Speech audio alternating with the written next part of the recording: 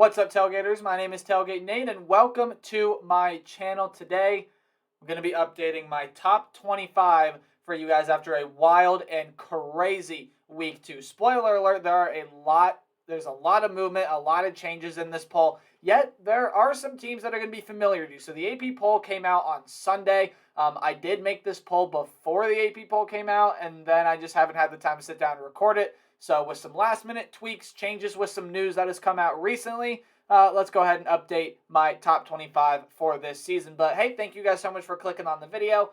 If you guys would like to, please comment, subscribe, leave a like, do anything you can, help support the channel. It does mean a lot to me if you would do so. So appreciate you guys, appreciate all the support that you guys have. So let's go ahead and move into it. We have a lot of honorable mentions this week because it was a crazy week of college football. And again, it is only week 2. Still trying to figure out really the full slate of top 25 teams. And, well, I mean, there are just a lot of honorable mentions that I have for this week. In fact, there are 15 teams here on the honorable mentions list now. 15. Probably as big as I am going to be going this season, but with just how crazy of a week it was this past week, I had to put 15 on here. It was just that crazy of a week, and had to do it. So when you go ahead and take a look at some of the teams that are on the honorable mention list, we'll go with some of the Power 5 teams first, right? A couple teams out of the Big Ten in Purdue and Minnesota.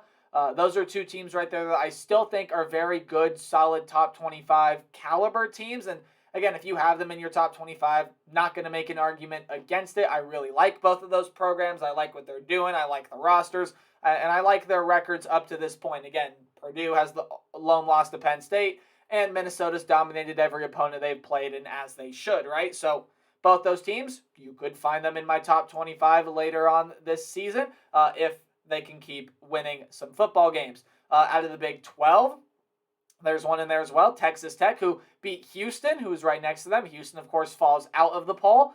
Texas Tech, I considered that putting them in, but I think Texas Tech is maybe a win or two, a good win or two away from getting in. A couple teams out of the ACC there with North Carolina and Florida State. Same arguments as last week. North Carolina improved the defense, and I want to see another quality win out of Florida State to see if Florida State really is who we all think Florida State is going to be this upcoming season. Out of the Pac-12, you have Oregon State, Washington State. Those are 2 teams that pulled off some pretty big wins last week. Of course, Oregon State beating Fresno State, who is also on the honorable mention list. I still like Fresno State. I like Jake Haener, like Jalen Cropper, like Mims, like all of that talent. And then Washington State, of course, pulled off the upset against Wisconsin and Madison. You see Wisconsin not on the honorable mention list. Again, I wasn't really feeling Wisconsin this year anyway, and now that loss to Washington State kind of asserts that feeling. Lots of Group of 5 teams on here as well. Again, I've already mentioned Fresno State and Houston, but Cincinnati, UTSA, and then a couple teams that pulled off some big upsets last week. App State beating Texas A&M, and Marshall beating Notre Dame, who you also see on the honorable mention list. Now, I will say I initially did still have Notre Dame in my poll. However, with the news about Tyler Buchner, I have dropped Notre Dame out of the poll. So, again, Tyler Buchner was that starting quarterback. Probably going to be out for the remainder of the season. It looks like he's going to be out 3 to 4 months, more likely than not 4 months. And that's just a bad loss for Notre Dame. So Drew Pine going to be that starting quarterback. We'll see what he can do, but again, not good news out of South Bend. Let's get into the actual top 25. And at number 25, excuse me, if it would go. At number 25 here is Texas A&M. They dropped 16 spots from last week after their loss, of course, to App State, a team that we saw on the past slide. And Texas A&M, I mean, they got offensive issues to figure out, plain and simple. If Texas A&M is going to want to compete and going to want to get back to a top 15 finish this upcoming season, for the rest of this season, if they want to finish inside of the top 15, Texas A&M is going to have to figure out ways to get that offense moving. Haynes King has not had the greatest start to the season. The wide receiver course kind of struggled along with that. And then Devon Achane as well. Okay, to be fair, Devon Achane has had a pretty good start to this season. But the rest of the offense, especially Haynes King, needs to be able to catch up, right? Oregon is here at number 24, and after just getting thrashed by Georgia week 1, Oregon comes out here and does a thrashing of their own. They beat up on Eastern Washington. They remained in my poll last week, and they do rise up a spot here, excuse me, to number 24. Wake Forest is back in the poll at number 23. Good news for Wake Forest fans. You get Sam Hartman back. That is huge news for Wake Forest.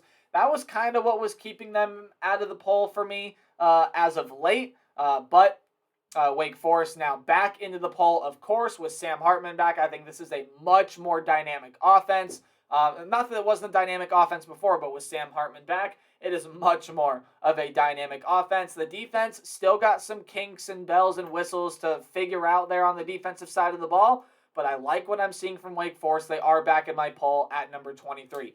Texas is here at number 22, and I mean, come on. Yeah, if you have a top 25 poll out there and Texas is not in it after what they did against Bama, I think you're a little insane for that. But I have Texas here at number 22. I really like what Texas was able to do against Alabama. They were able to pressure the quarterback, get to Bryce Young, bully around that offensive line. The defense there as well was pretty solid for Texas for most of the game until, again, Alabama just inevitably started to find their rhythm as the game went on. But Texas played really well. The only unfortunate thing for Texas is they're going to have to be without Quinn Ewers for some lengthy amount of time. Quinn Ewers going to be out for the next 6 to 8 weeks dealing with a shoulder injury. I believe they said it was like a clavicle or collarbone sprain or something along those lines. So that is big time news out of the Texas program. We hope that Quinn Ewers is going to be back as soon as humanly possible, but also wish him a fast, speedy, and safe recovery. And with Hudson Card in there, again, I don't feel as confident about Texas with Hudson Card playing quarterback than I do with Quinn Ewers playing quarterback. It's just the reality of who the two players are, and who I think is the better quarterback, I think, is Quinn Ewers. And I think that much, I think a lot of college football fans think there as well. And who knows, if Quinn Ewers would have stayed in that game and not gotten hurt, maybe Texas could have been a team that could have pulled off a shocking upset last week. I think that is very much possible, but didn't happen that way. They fall short, but they gave a really good fight to the Alabama Crimson Tide. We'll talk more about Alabama later in this video. And then Ole Miss jumps up 3 spots to number 21. I like what Ole Miss is doing this year. I think the transfers are starting to find their rhythm. Jackson Dart, Zach Evans, really starting to find their groove. And Ole Miss, hey, looks pretty darn good to kick off this season. So I like Ole Miss. Got him in here at number 21. I don't think we're going to find out much more about this team until we really get down to, I believe it's the Kentucky game. It's really the first big test for Ole Miss. And I think they end up playing each other, October 1st, week 5, something along those lines. That's going to be a huge game for Ole Miss and Kentucky. So Ole Miss, still like them. Got him here at number 21 as we move now. Excuse me, I apologize. Moving into the top 20, we got Pitt here at number 20. So I have Pitt still at number 20. I like what this team has. I like Keaton Slovis. I like I like Kanata Muntfield. Their running back duos played really well, even though Hammond was not ready to go in that game against Tennessee. Probably would have been a huge part in what could have been a Pitt win. They started out hot, but eventually Tennessee found their way back, and Pitt ended up forcing overtime in that game, but they just did not control overtime at all. That was Tennessee's game, or Tennessee's overtime period from start to finish, and Pitt inevitably falls in my poll. They don't fall as much as some people may think. I do still like Pitt. I like a lot of the things that this team is doing, but the offensive line has got to get better, right? They were able, Tennessee's defensive line was really able to push around Pitt's offensive line pretty much all game long. So Pitt fixing that offensive line, giving Keaton Slovis more time in the pocket, and getting Slovis more time to get the ball out of his hands faster, which Slovis has to work on too himself. This is still going to be a good Pitt team this season. I just know it. Penn State is here at number 19, and again, I think Penn State is going to be really good this year. I didn't necessarily think that way in the preseason, but from what I'm seeing, Penn State from what I am seeing of Penn State in the first 2 games, this is going to be a good football team this year. Sean Clifford looks good. It finally, again, I can't quite remember if they ended up breaking that 100-yard mark against Ohio this past week.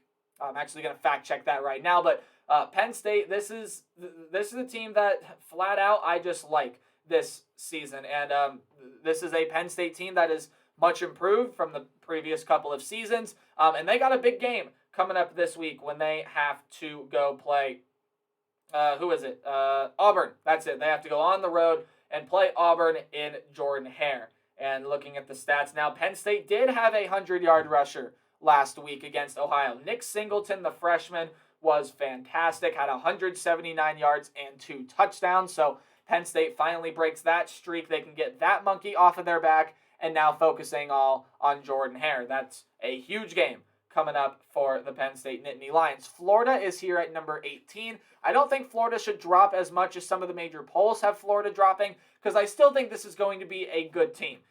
It may have been a slight overreaction to when they went and they beat Utah. I definitely concur with that. Utah was looked at one of the better teams in the nation, and Florida just couldn't win that prove-it game against Kentucky. Now, at the beginning of the year, I had outright said that Florida may very well win one of these games and lose the other one, and that's what they ended up doing. And they looked really good when they played Utah. The same cannot be said for when they played Kentucky, right? Anthony Richardson was shaky. The defense was still aggressive, but the offense was just not as productive as it was against Utah, and Florida had some miscues there as well that Kentucky was able to take advantage of. So for Florida, they shouldn't hang their head about this loss, Gators fans. I still feel like this is a Gators team that is going to do some good things this year and going to be better off than a lot of people, including myself in the preseason, thought. Florida only drops 3 spots here to number 18, 17, and 16. Still Michigan State and Oklahoma State, and I'll explain why. Michigan State, they beat Akron last week, right? You did what you were supposed to do, and you beat Akron. Michigan State is a team that I think still has some issues. That offense probably going to end up being fine. I would like to have a little bit of a better quarterback than Peyton Thorne, but the way he's playing right now, Michigan State is going to be just fine with everything on the offense. It's the defensive side of the ball, and especially still that secondary. While it showed improvements against Western Michigan, it still had some struggles. Now, Akron, they should have beaten Akron 52-0. I think that was the final score of that game. Michigan State should have done that, but and I think the AP poll came out yesterday, had Michigan State at 11, something like that. I think that's entirely too high.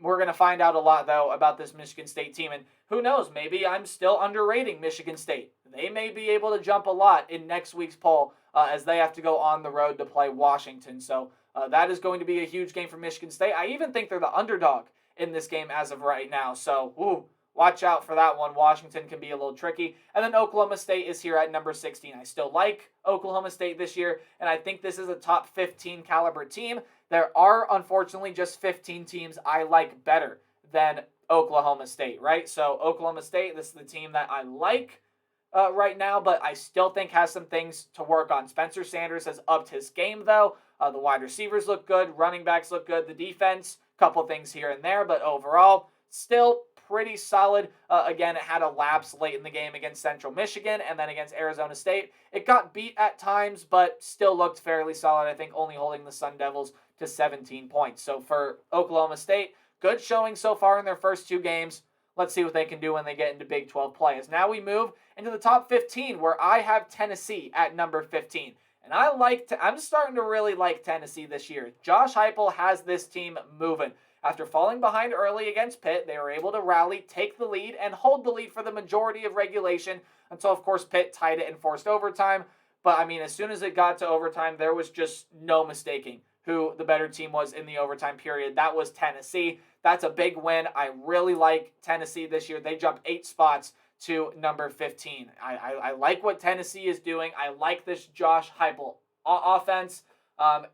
And Tennessee's defense is even starting to show some improvement, right? They were able to get quite a lot of pressure on Keaton Slovis, and that's the thing that Pitt has to work on as well, right? The offensive line needs to improve, but for Tennessee, guys, that's the team that I think can do some really nice things, and now there are starting to be the SEC East is a lot deeper than I think a lot of people previously thought coming into this season. So Tennessee looking really, really good right now. We'll see what they can do later down the line. NC State and Miami, there are a couple ACC teams that beat competition they were supposed to beat this past week. I was a guilty party of possibly being one of those people to overrate NC State at the beginning of the season. I had them in my top 10, and now I very well may be one of those people that are underrating NC State. Now, I have them higher than a lot of the national media polls, but still still lower than I had them at the beginning of the season, and they are 2-0. So we'll see what NC State can do. I think this is going to be a really good competitive team in the ACC, and they got an interesting game with Texas Tech coming up here. And Texas Tech also 2-0 and just knocked off Houston. So we'll see what both those teams look like there in that game. Miami, Florida is here at number 13. Again, this is going to be a competitive team this year as well, and they have a big game against Texas A&M coming up this weekend as well. That is a huge, huge game for both of those programs. I keep dropping my pen, guys. What is going on? Anyway, for Miami, big game coming up this weekend. You had some struggles against Southern Miss and some issues that, again, you want to see come out against teams like that, right? So you can fix them for big games like Miami has coming up here. So this is going to be a huge game for Miami. This is really going to be a game that can help drive this season. If Miami can get that win against Texas A&M, things are going to be looking really good for Mario Cristobal and company going into one more non-conference game, and then, of course, going into ACC play. Kentucky is here at number 12. I really like Kentucky this season as well. They just pulled off that win against Florida this past week as well in the Swamp, and it wasn't a perfect game by Kentucky for any means. Will Levis could have been crisper, and again, you would like to have Chris Rodriguez playing for this team, and who knows when that will be, right? Who knows when Chris Rodriguez will be back? He's expected, I think, to at least miss one more game, but I would expect Chris Rodriguez is back ready to go right before the Ole Miss game, which is huge for Kentucky, getting him back right before, up to this point, maybe besides the Florida game, what's going to be your biggest game of the year against what more likely than not is going to be an undefeated Ole Miss team. So for Kentucky, I think they did a lot of things right. Special teams, maybe got some things to work on there, but Kentucky really they got a good win in the Swamp, and I rewarded them for that heavily. I jumped them up here to number 12. I'm really liking what I see from Kentucky right now.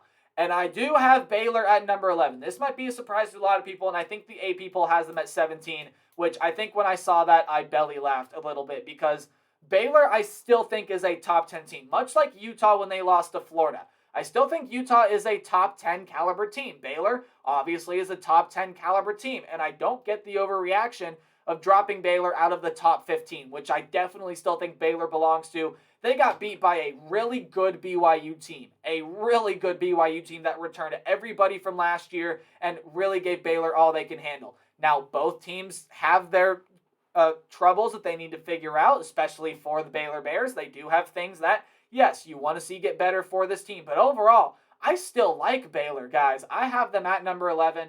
Yeah, they dropped 5 spots from last week. They fall to 1-1 on the season, but this is the team that I still think has a great shot to go win the Big 12 this upcoming season. I still believe in Dave Aranda.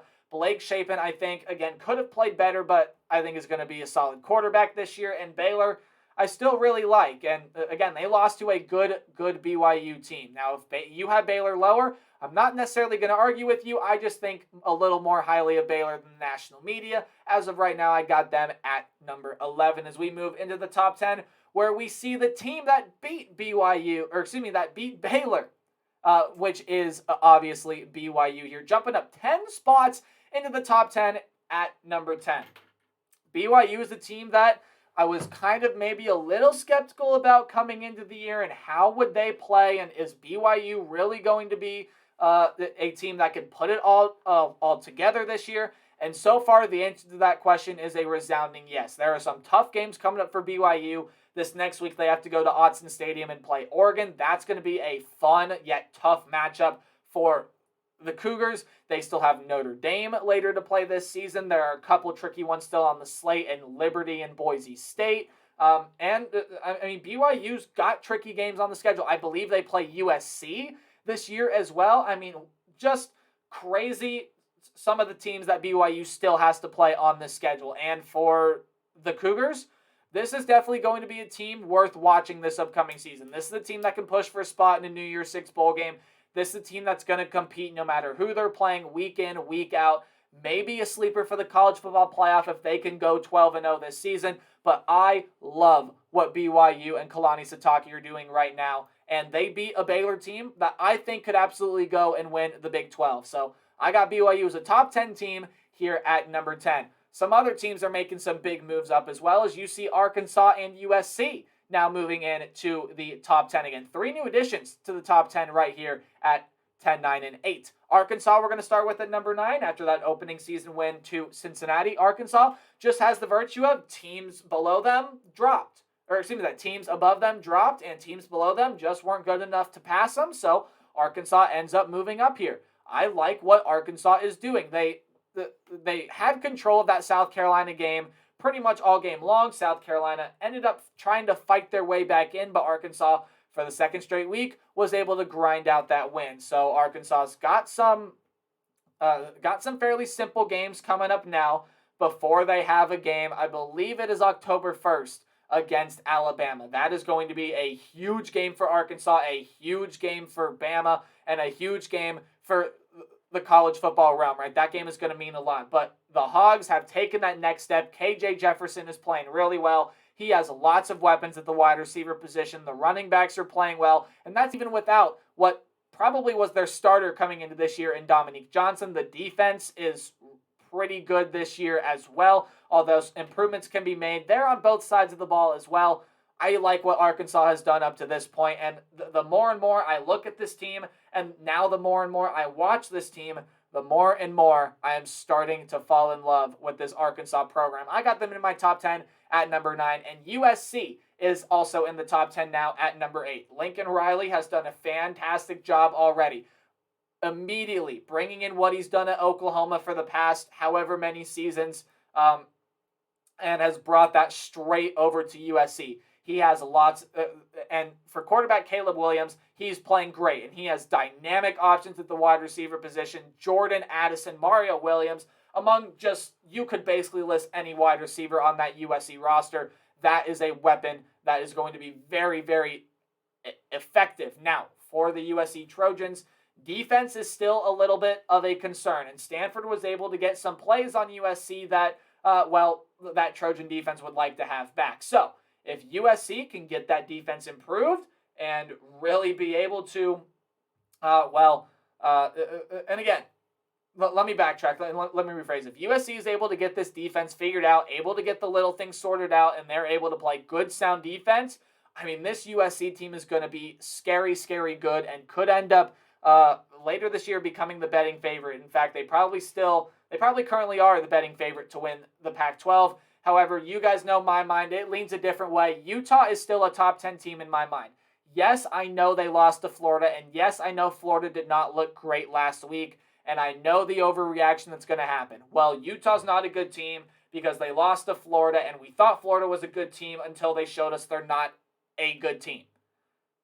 What? What is the logic that is happening there? I think Utah is still a very good team. This is a team that I really like, and again, that's a tough environment against a tough, gritty Florida team, right? But Utah is a team that I still like. Tavion Thomas is playing really well. Cam Rising is still playing really well. That defense, yeah, while there are some things to work out, I mean, this is an offense that put up, 73 points against Southern Utah last year? And I don't care who you're playing, 73 points is very, very impressive. So Utah, I think, is going to be just fine. That game against USC, though, man, that is going to be a game to watch. Utah, USC could end up being a game that could either knock knock Utah out of playoff contention or really make it so that if those are the two teams that rematch in the Pac-12 championship game, a make or break game for the college football playoff, and how exciting would that be? And then I got Oklahoma here at number 6. They got an interesting game coming up against Nebraska, who, of course, just fired head coach Scott Frost. Mickey Joseph is coming in as that interim, and Well, it may end up being a new field Nebraska team. So for Oklahoma, they've had a couple warm-up games here against UTEP and Kent State. We'll see what the Sooners can do when they go to Lincoln on Sunday afternoon. That's the big noon game on Fox. Let's move into the top 5, and it is relatively unchanged, although the top 3 did do some shuffling this past weekend. Now, Clemson, Michigan are still 5-4, right? They beat teams they were supposed to beat. Clemson is looking better already. They were able to beat Furman. And then Michigan, of course, is just continuing their stellar season up to this point. Again, they're non-conference. They don't necessarily play anyone, but they were able to blow the brakes off of Hawaii. And they're going to blow the brakes off UConn this week before they actually get into some Big Ten play. So that's where we're going to start to find out how good this Michigan team really is once they get into Big Ten play. For Clemson as well, look, this is a team that I still like in Clemson, and this is the Clemson team that I think can absolutely push for a spot in the college football playoff up to this point. Clemson going to be a team this year that, again, is going to need to continue to show offensive improvement as the season goes along. But up to this point, I think Clemson has done a fine job, and I think if they can continue what they're doing, maybe on their way to another playoff berth. But again, too early to kind of talk about that now. Clemson, Michigan remain unchanged at 4 and 5. Now, the top 3 did some shuffling. No question, there is no question in my mind that Georgia is the number 1 team in America up to this point. Through 2 games, I think they've looked the best offensively. They've looked the best defensively.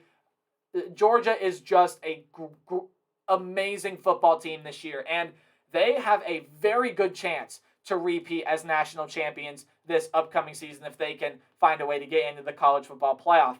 But 2 and 3 did a little switcheroo. Ohio State and Alabama have flipped places. I had Ohio State 3, Alabama 2 last week. Well, that flipped. Let's start out with the number 2 team in the nation, Ohio State. I know what people are saying already about this team. People are saying this offense is not as good as last year's team, and that, well, Ohio State needs some offensive work, and the defense is still bad and things like that, right? Ohio State's defense is a lot better than it was this past season, right?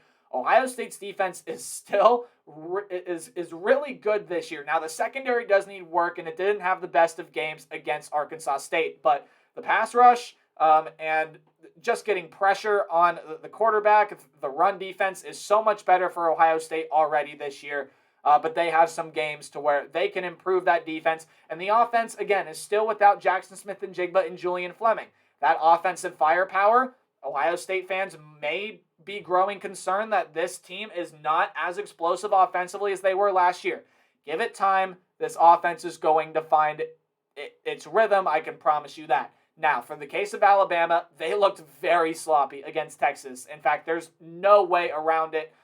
They were sloppy against Texas until Bryce Young put the team on his back and just carried them over the finish line, including 3 really impressive drives down the stretch for Alabama late.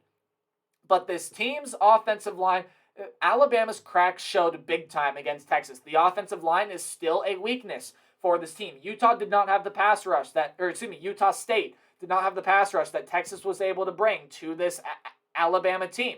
Alabama got flustered, and Bryce Young was pressured pretty much the entire game. The wide receivers, Bryce Young kind of had to make some plays himself and make some plays with his legs. The wide receivers are still a point of concern for Alabama, and they were just undisciplined. 15 total penalties in that game. I think that's the most in the Nick Saban era, and you better believe that even though Bama got the hard-fought win over Texas, you best believe that Saban was still not happy about the way this team played. Yes, they squeaked out the win, but I mean, Bama right now has got a lot of issues to work out and sort through before they're going to get into the gauntlet of SEC play. So we'll see if Bama can somehow remedy that, see how fix that.